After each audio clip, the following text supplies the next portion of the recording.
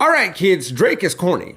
He just is. And there are things that he does that we can't let him get away with. Not to cancel him, mostly because cancel culture isn't a thing. Even if it was, Drake's career survived criticism and controversy. Corniness is nothing to him. And don't get me wrong, Drake can also be cool, the likes of which I might never know about. I got Elder Millennial written all over this Nike quarter zip I got on. As it should be, by the way. I'm a dad who thinks that hip hop was better when I was in my 20s, as I continue to wear Jordan 11s that came out when I was a teen. Well, not the Jordan 11 specifically, I just use that as an example of a dope shoe. Wearing the Concords is encroaching upon basic black boy business. Just like listening to Drake. At the same time though, Drake is international. He's an inspiration to many, often imitated. He's also influential. Lupe Fiasco may be my favorite rapper of all time, and even he said that Drake makes him feel guilty for stuff he didn't even do and questioned the legitimacy of his actual responsibilities. When Drake disses everything us common folk do, he could come for what I'm wearing on his next project. With that said, Drake's latest album, For All the Dogs, dropped last week. However, even before I listened to it, I had heard about it for all the wrong reasons.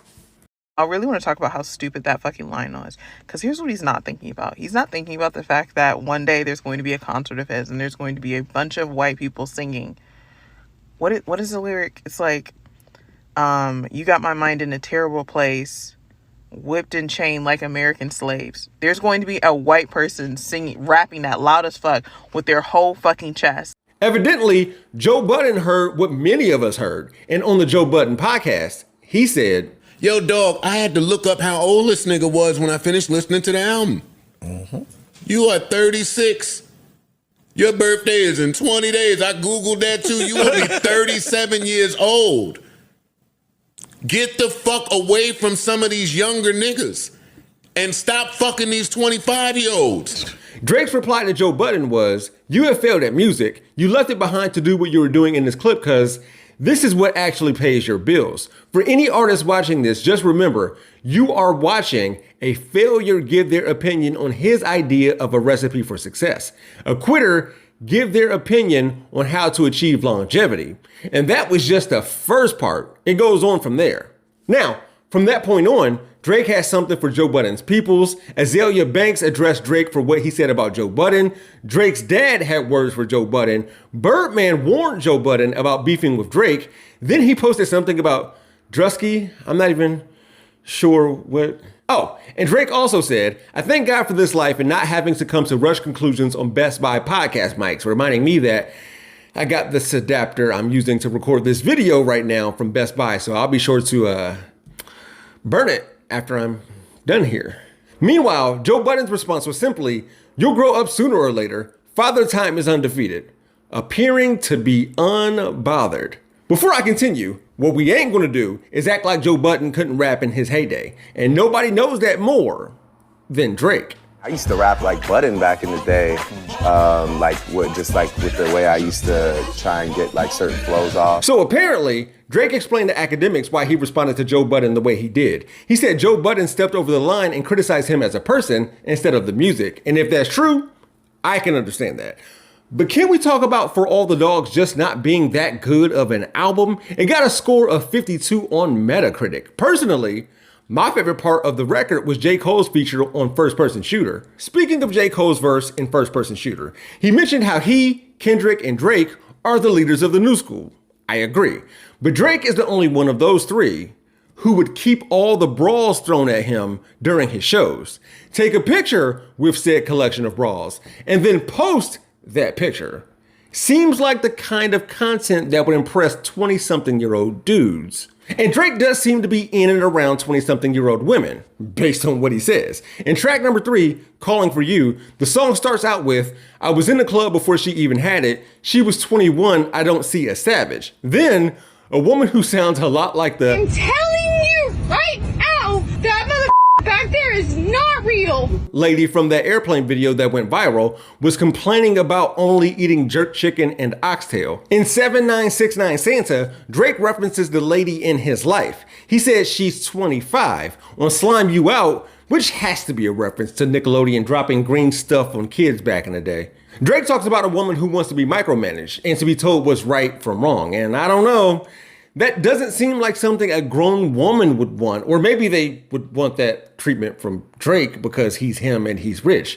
I've been married for 13 years. I've been out of the game for a while. But it seems like the problematic behavior that comes with the territory of being with a woman that is 12 years younger than you. It's like, I don't know, man. These girls, they just want to like hang out and get high and stuff and talk about like IG drama, and there's like more to life than that, man. Wait, Drake, how old was this girl? Oh, dude, she was like 25, and you're 36 with a kid. That's true. Do you not think that like maybe some of these problems could be avoided by like, I don't know, like dating somebody your age?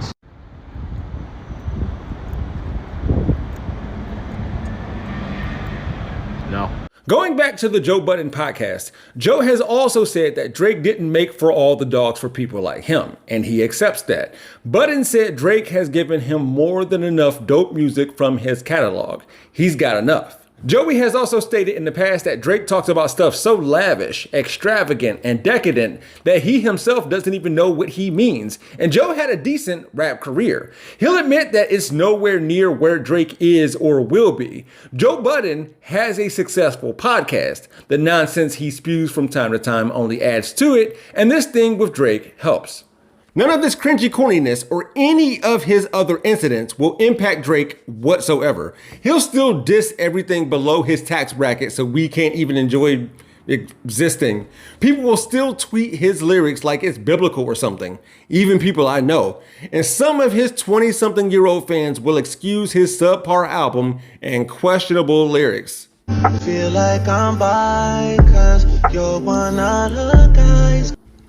At this point, he cannot keep getting away with this. He can't.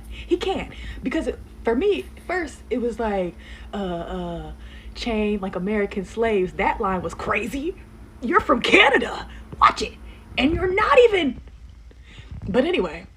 But now, you throwing out bars talking about, I feel like I'm bi.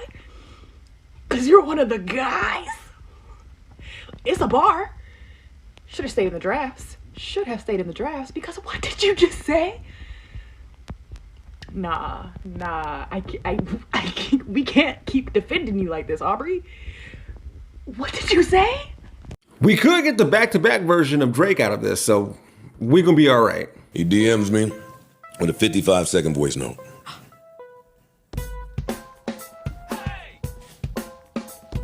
I can't tell you what it said. Oh. Because I didn't listen to it. Oh, shit. Why not? You got to speak to me, love. Do you want to play it? No, never. That ain't me. Oh. If I was one of these clout chasing ass niggas, that is exactly what I come in here to do. But I'm too thorough at my core and my soul. So you haven't listened to it either? No.